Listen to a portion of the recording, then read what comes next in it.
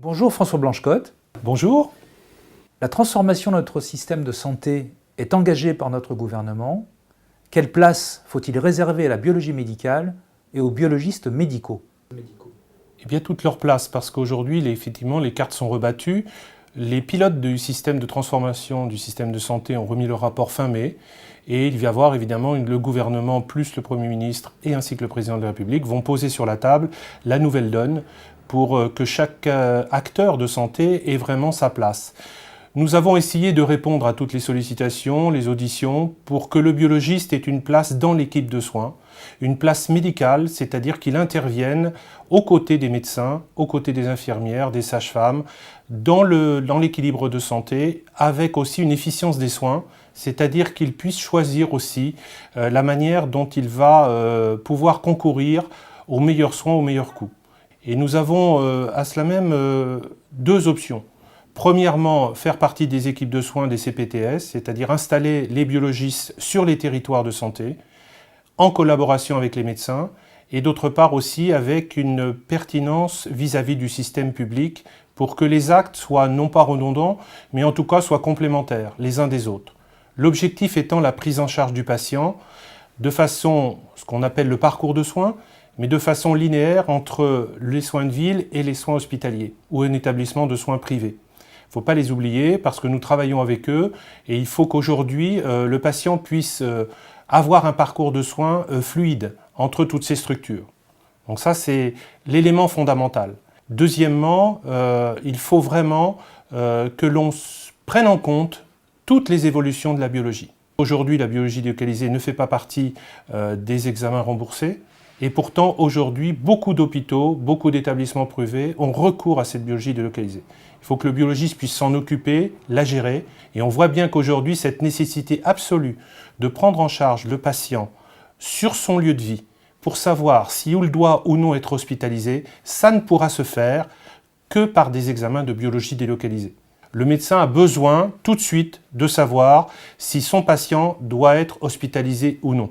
Et donc, il faut que le labo de proximité, que j'appelle de proximité, avec un biologiste, puisse prendre en charge. Et c'est pour ça que j'ai demandé à l'ensemble des biologistes de bien vouloir s'installer avec les médecins dans des maisons et pôles de santé, de faire partie des CPTS et de participer à la permanence des soins 24/24, 7 jours sur 7, ainsi qu'aux soins non programmés. Parce qu'un patient qui vient sans être programmé avec une visite, une consultation, le médecin doit pouvoir avoir un biologiste à côté de lui qui répond en temps réel pour savoir si son patient a besoin vraiment d'une hospitalisation. Donc tout ça, on voit bien qu'il y a une cohérence à la fois sur les territoires, l'égalité des soins, la prise en charge et aussi bien sûr dans les nouvelles possibilités qu'auront les biologistes, c'est-à-dire la téléexpertise, télémédecine. C'est ce que nous négocions actuellement avec le directeur national de l'assurance maladie, que la télémédecine ne soit pas réservée aux médecins uniquement, mais qu'elle soit ouverte aux autres professionnels. Et tous ces sujets-là sont des sujets vraiment où le biologiste doit être au cœur des décisions, au cœur d'une équipe de soins et surtout au cœur d'une équipe pluriprofessionnelle avec ses collègues. Et le médecin, bien sûr, en est le pivot. Et ça, c'est très important de considérer que c'est tous ensemble que nous ferons cela. Dernier sujet, on vient d'obtenir que les biologistes participent à un dépistage national de l'hémochromatose. C'est un dossier que nous portions depuis longtemps. Il faut savoir qu'il y a d'autres sujets sur la table, tels que le diabète, l'insuffisance rénale, le suivi des AVK. Tous ces dossiers-là de prévention et de dépistage sont fondamentaux. On les avait négociés avec l'ancien directeur de la Sécurité sociale en 2013. Et aujourd'hui, 6 ans plus tard, nous voyons que l'assurance maladie a opté pour que ce dépistage puisse voir le lieu d'abord sur un sujet prégnant, l'hémochromatose, dans lequel les biologistes, avec les médecins, les pharmaciens, les infirmières, pourront concourir à ce que tous les hommes, les femmes puissent être dépistés une bonne fois pour toutes de l'hémochromatose, puisque c'est une maladie qu'on peut éradiquer en plus très facilement par des saignées, et une fois qu'on a fait ce traitement, entre guillemets, eh bien on est guéri définitivement.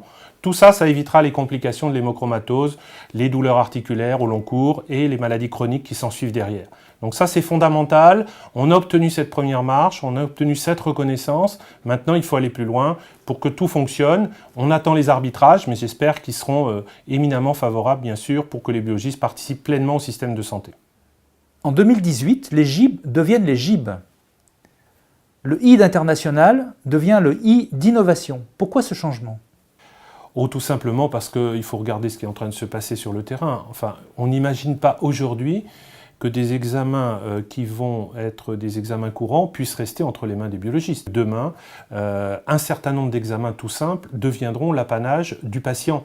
C'est-à-dire qu'il aura la possibilité non seulement d'avoir des petites machines, des appareils connectés, mais en tout cas, un certain nombre d'examens courants vont devenir des examens soit de dépistage général que vous aurez à votre disposition, que tous les patients auront à leur disposition.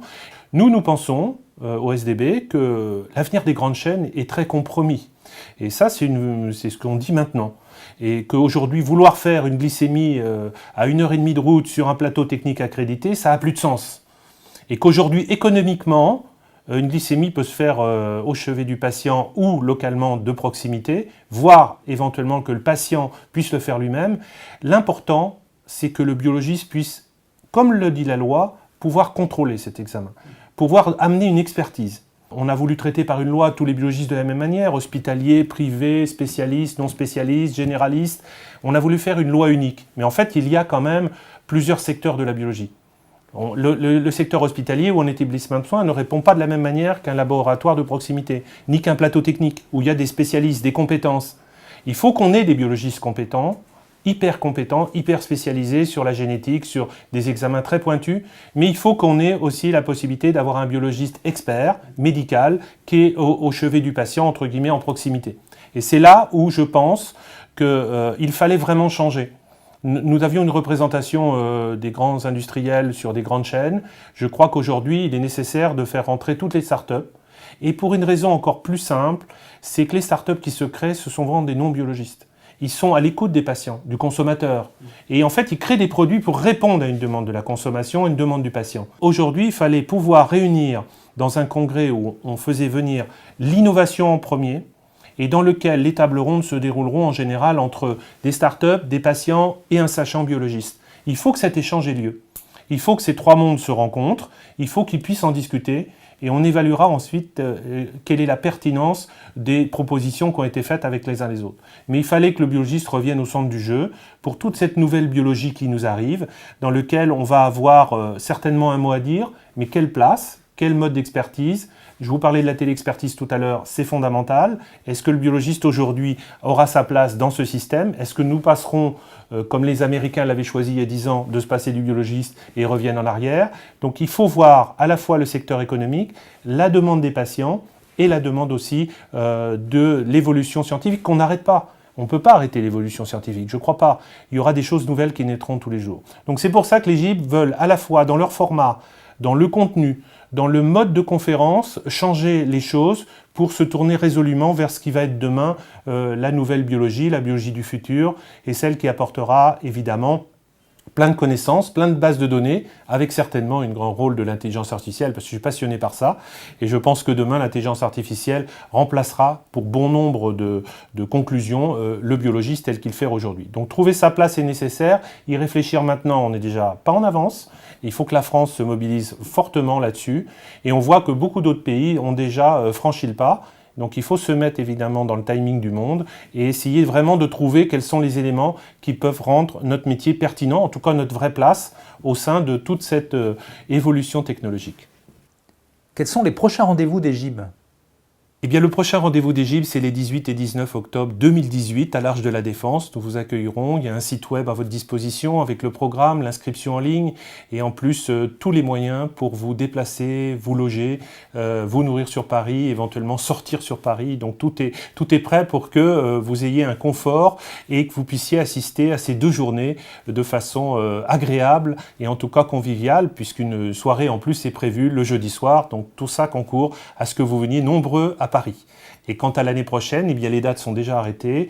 Nous serons les 21 et 22 novembre au Palais des Congrès de Paris parce que cet espace est plus adapté à avoir un maximum d'entreprises, de start-up, d'industriels qui viennent nous rencontrer. Merci François Blanchecotte.